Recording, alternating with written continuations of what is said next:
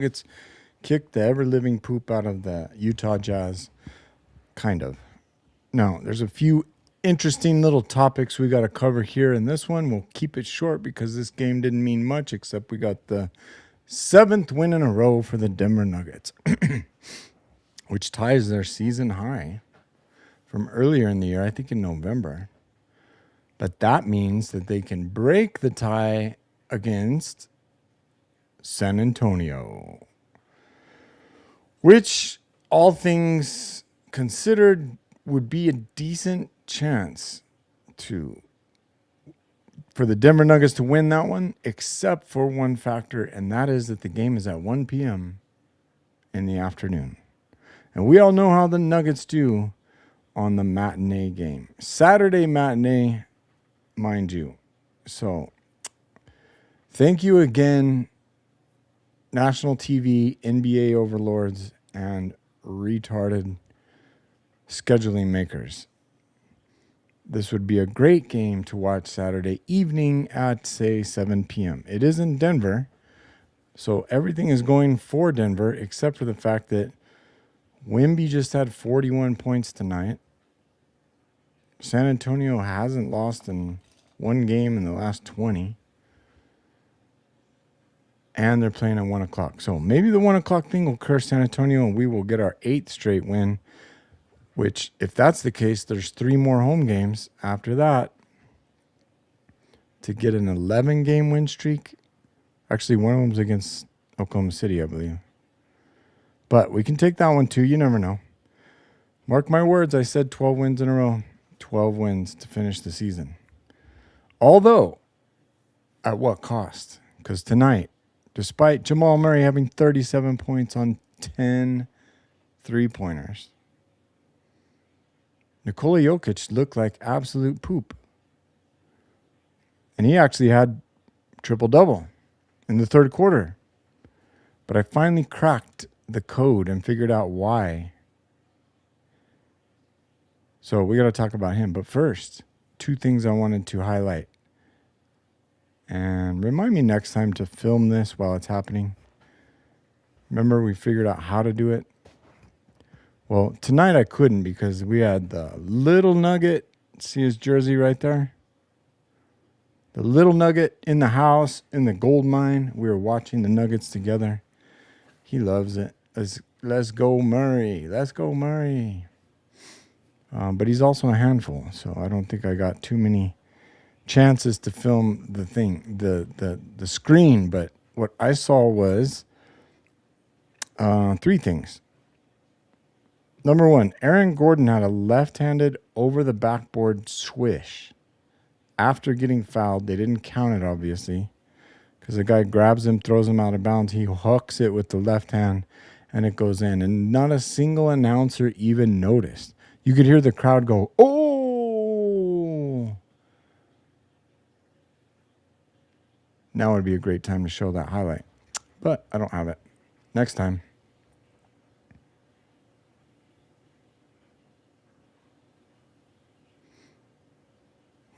I just see that Facebook is...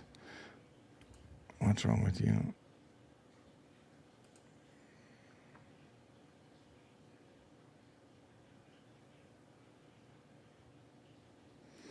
Sorry, technical difficulties there. So yeah, Aaron Gordon left-handed over the backboard. Look it up. I think it was in the second half. The other thing was the off-the-backboard alley-oop to Christian Brown from Jamal Murray. And Jamal Murray said he meant to alley-oop it. He did not mean to go off the backboard, but somebody tripped him or pushed him or something. And CB didn't even adjust, just ripped it right off the backboard and down, which was awesome. And the third and final highlight in my eyes was Bruce Brown getting a fast break. I think he got a steal or something. He got a fast break dunk and gets fouled. I believe Utah's calling a timeout, and he stares down the ref like I've never seen anyone stare down the ref. Speaking of that ref, we need to pull his ass up. 61 was pissing everyone off. Whoever 61 is, not a good game. Not a good night. There were so many hack fouls. So many hack fouls. Just violent. Jokic was pissed. Murray was pissed. Bruce Brown was pissed. And that was funny. If you can pull that highlight up, Bruce Brown staring down the ref after they call the timeout.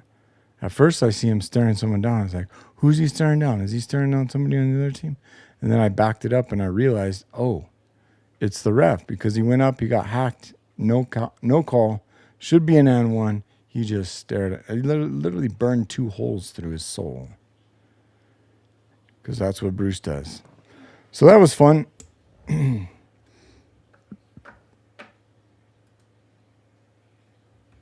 you remember what I looked up to find NBA referees?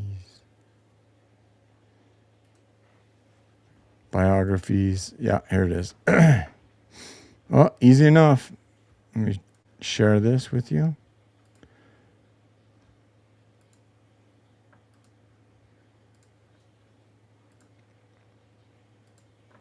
'61. Ooh, they're not in order, of course. Well, let's go back to the top then. What order are they in? Alphabetical order. Of course they are. Because we all know their names, right? Okay, stop me. Let me know if you see 61. Jenna Schroeder. Not going to lie, the chicks piss me off for the most part.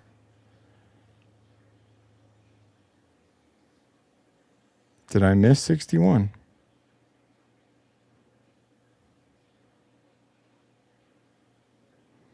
I know for sure it was 61. Oh, there he is. Boom. Courtney Kirkland. Bro, 24th season. 2 years older than me, believe it or not. Courtney Kirkland has officiated 1,371 regular season games in 23 seasons. Apparently he's bored and doesn't really like to call fouls anymore. He has also worked 59 playoff games, including 4 NBA Finals games. Kirkland was a member of the crew that officiated the 2021 NBA All-Star Game in Atlanta, which honored HBCUs. All 3 officials in the game attended HBCUs because, okay. Kirkland also officiated the 2020 NBA All-Star Game to Chicago, making him one of 5 officials in history to work consecutive All-Star games. I don't think the All-Star refereeing means anything. 2 seasons in the WNBA, 3 seasons in the CBA, working in the finals, both leagues. He was a high school official for 4 years in Louisiana. Bachelor's degree in CS from Southern University at Northwestern High School in his native Flint, Michigan. He was part of the basketball team that reached the state semis in 1991 and 92. My school won the state championship in 1992. And I played the next year I was a freshman in 1992. I played in the defending state championship team, which wasn't the same in 1993 as a sophomore. Anyway, off the court, Kirkland has been involved in efforts. Okay, well, he enjoys playing golf, exercising, and writing. Can't wait to read your writing on this game. Not gonna lie. TV show Billions, movie The Matrix, book Total Money Makeover. Okay. Favorite app NBA. Why not? All right. It's easy to hate on the outside, but during that game, oh my God. They were pissed at his ass.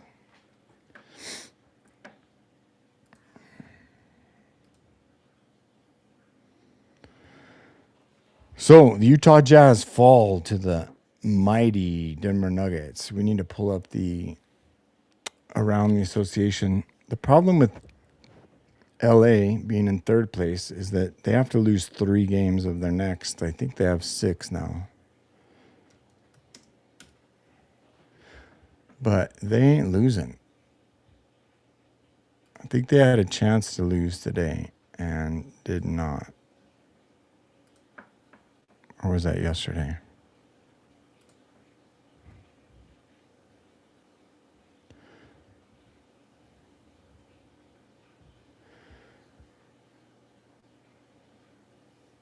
Yeah, no Lakers there. So they beat the Cavs. They should not have beat the Cavs. LA needs to lose 3 and Denver needs to win out. I don't think that's going to happen. Say Denver loses 3. Where does that put them? We're going to have to go back and look at the standings.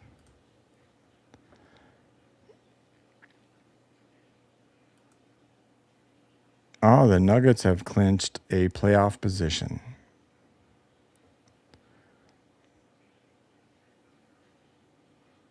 Eight and 2, 1-7. I thought they would have gone 9-1. Yeah, see, the Spurs are now 10-0.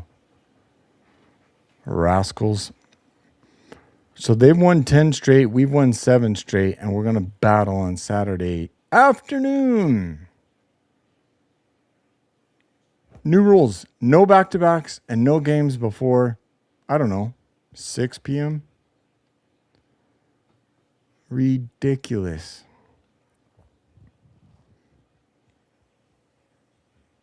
So we got a 1.5 game lead on the Rockets and a 2 game lead on the Timberwolves. So what does that mean?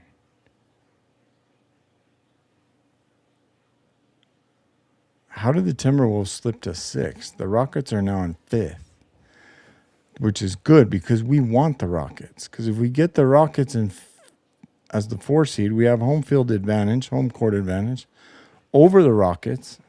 That'll be nice.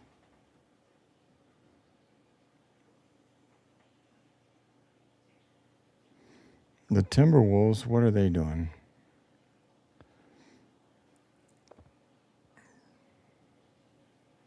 They are playing the Pistons, so they might lose again. If they lose again, I could see them losing there. I could see them losing one of those. And the Timberwolves Rockets on the 10th. That's going to be a big game, maybe. I don't know. I see a couple more losses for the Timberwolves, which is good because if Denver has a couple more losses, Denver basically needs 4. No, they have the tiebreaker on both of them. And what do we say? They had a 3-game lead? 2-game lead, oh. So Denver would have to lose 3 more games than whatever the Timberwolves lose.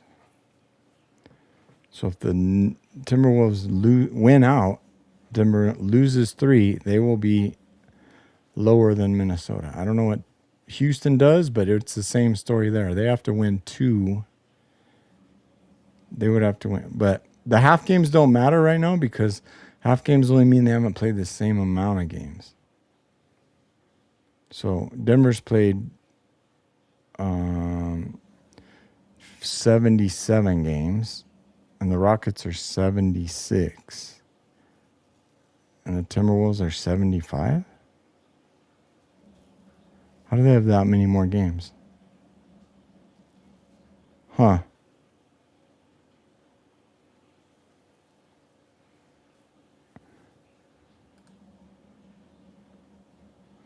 Timberwolves have 7 games remaining. What do we have, 5? Yeah, 5. And they have 7. That's weird. Tomorrow will be 6. And 5, 4. They got a back-to-back. Look at that. Well, it'll be interesting. It's going to come down to the wire, it looks like. That means that all the marbles are going to be riding on this Saturday's game against San Antonio. That's going to be a big one. It's Saturday at 1 p.m. Thank goodness we don't have a track meet that day. So I'll be here Saturday at 5 p.m. to either lick our wounds. Oh, I should mention the Joker thing that I figured out. I think Joker's, I don't want to say done caring about basketball, but like he cares about winning, but he's so frustrated. You know, I mentioned his mental health is waning. I think he comes into games like this and struggles because he knows that they're pulling shenanigans. You see, the whole tanking idea just doesn't make sense to me in my head, but I'm starting to figure it out. So the way Utah tanked last time, even though they were beating us, was that they literally sat the guys that were on fire, the 2 guys that were doing good in the 4th quarter, and basically allowed Denver to win the game, from what I could tell.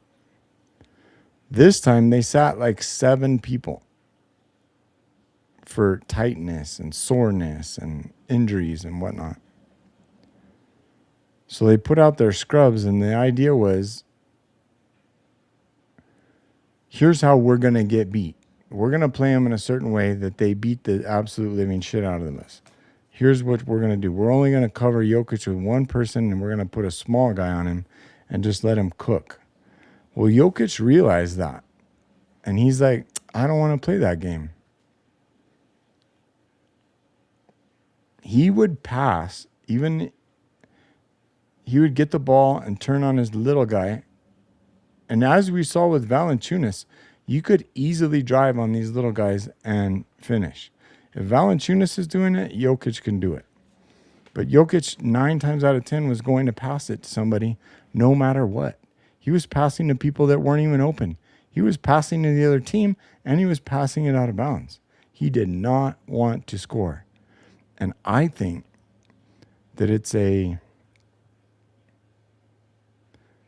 like I'm trying to think of a Western movie or something where the guy loses his gun, or one guy sets his gun down and the other guy's like, no, I'm not going to fight you. If you don't have a gun, it's not a fair fight. We're not going to fight. That's kind of what Jokic is like. You guys are tanking and you're going to play me like this. Although I still think it's a bitch move, Jokic. You should go out and dominate every game. No matter what they give you, dominate. Yes, find what the game gives you. But the game was giving you wide open 60 points in the paint. They weren't doubling you. They were putting small guys on you. Like, cut that shit up. Dish out some cheeseburgers too, but after you drive. I'll be interested to see on Saturday what Jokic's mentality is. Because maybe he's frustrated with the bullshit with the refs, which we understand. They're bad. They're terrible, terrible. Maybe he's focused on the playoffs only, knowing that things will change in the playoffs because they don't call any fouls for both teams. You know what the problem with Denver is? That they don't foul. They don't like to foul that much. Like, when you see them start to get aggressive, they make steals. They don't even foul. Other teams are just like hack-a-fest, hackathon, boom, boom, boom, boom, boom, boom. And that's going to be ugly. I can't remember what San Antonio does, but we all know OKC does it. And that's going to be a mother. So enjoy this 7-game win streak while you can. We don't think it will last. Hopefully, I believe if they beat San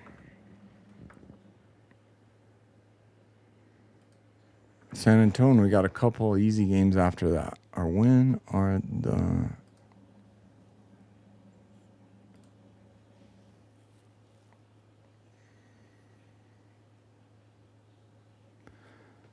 Blazers, Grizzlies, Thunder, Spurs. Wow, way to finish the year with the top 2 teams in the NBA. Hopefully they're tanking at that point.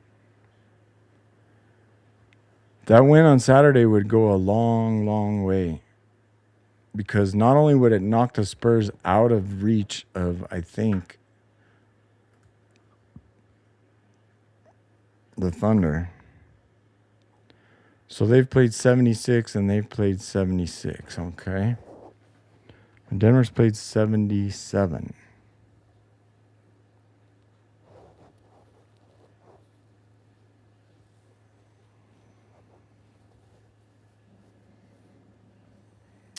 So the Spurs are 2 games back, but OKC does not lose and might not be losing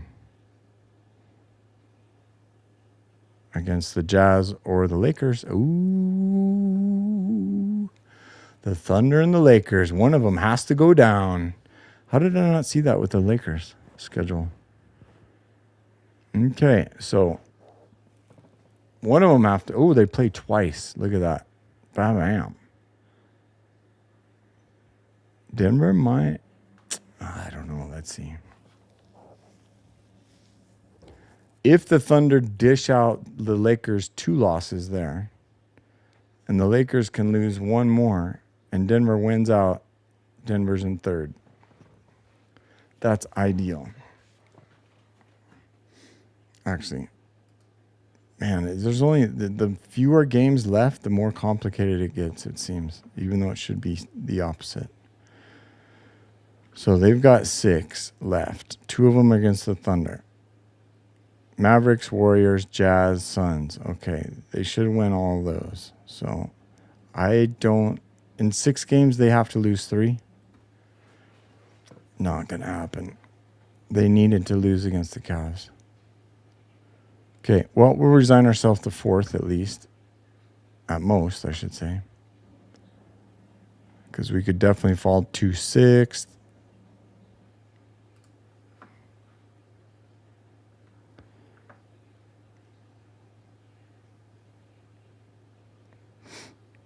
If everybody's winning, win 1, win 4, win 7, win 4, win 10, win 3.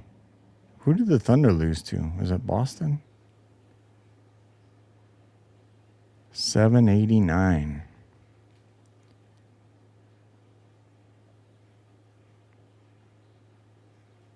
$60 wins for the Thunder.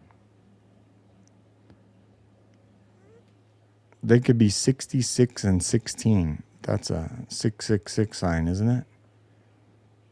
Wouldn't surprise me. 32-6 at home. That's over 5-1.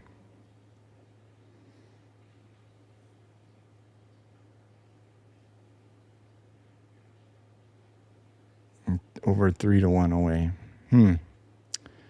What's Denver? Not even 2-1 on either one.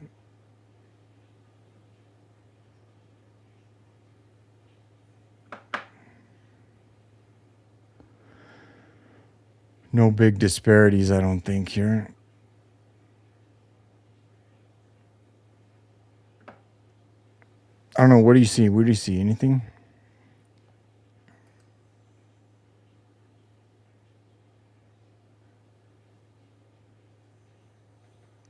We'll know a lot more by tomorrow.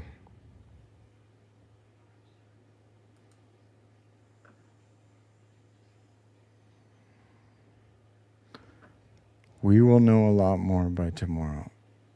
It doesn't really matter if the Lakers lose. So what we kind of need is for the Thunder to lock in their position before we play them on the 7, 9, 10. Oh, that's the Lakers.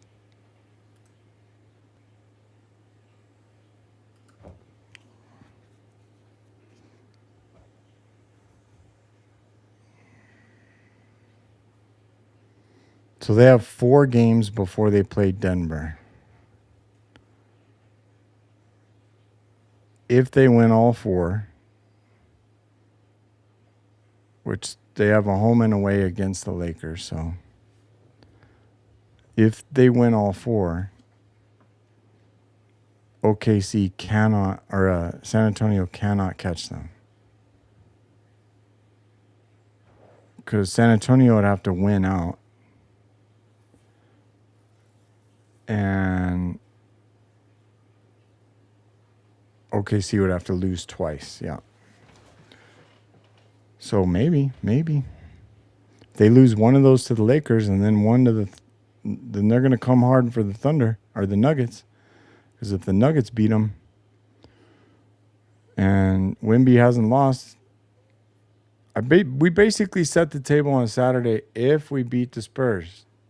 Because we've got to lock the Spurs in the second and lock OKC in the first so that they sit their guys in their last two games.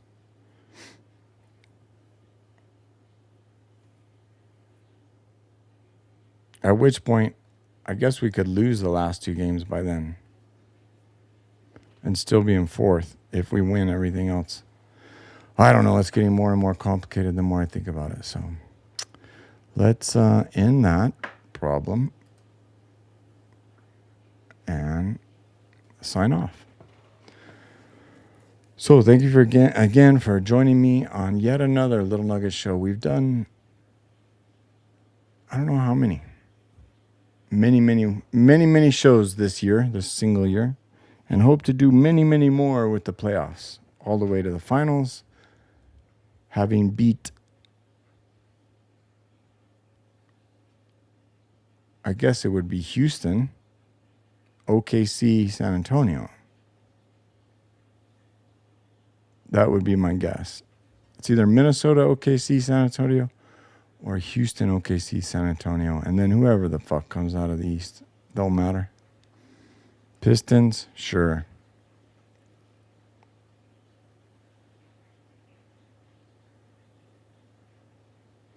So, good night. We'll see you. Also, swing by tomorrow at 11 p.m., I believe, if you want to see the Eyes to See show or the Grow show. I don't know which one I'm doing. Busy times, but I'm going to get to work, get to sleep. Signing off one more time from the gold mine here down in the Colorado basement. In the Nuggets interconnected universe. Go Nuggets. And come on, Jokic, pull your head out of your ass and stop being so frustrated. Play like Murray. Good night.